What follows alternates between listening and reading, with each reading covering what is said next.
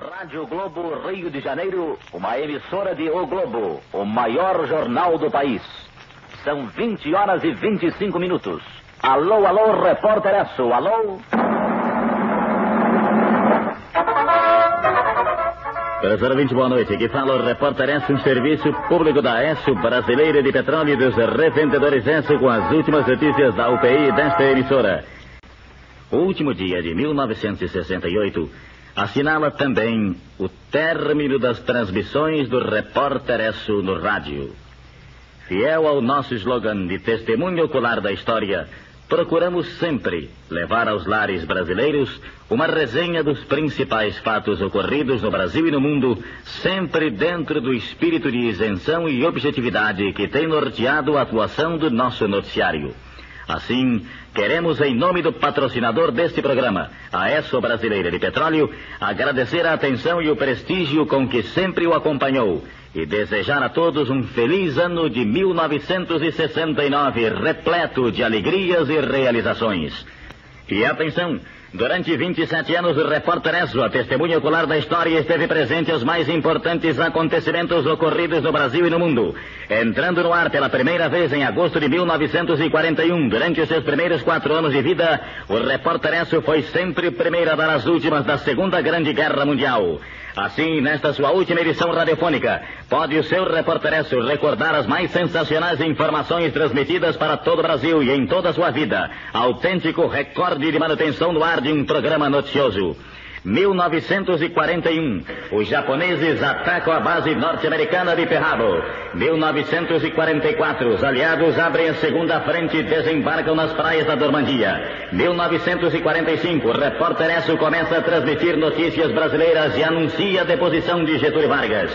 1946, o Brasil entra em nova fase política com a promulgação da Constituição de 18 de setembro. 1948, o Partido Comunista do Brasil é colocado fora da lei. O Brasil rompe relações com a União Soviética. 1949, o seu repórter Esso vai aos Estados Unidos e transmite edições especiais de Nova York e Washington com a visita do presidente Eurico Gaspar Dutra. 1950, os comunistas atravessam o paralelo 38, começa a Guerra da Coreia. 1951, eleito pelo voto direto, Getúlio Vargas volta ao governo. 1953, o armistício de Panmunjom. 1954, suicídio de Getúlio Vargas. 1955, descoberta a vacina antipólio. Deposição de Carlos Luz e Café Filho. 1956, a União Soviética esmaga pela força a rebelião anticomunista na Hungria. 1957, explode a primeira bomba de hidrogênio. 1958, os russos lançam ao espaço o primeiro Sputnik.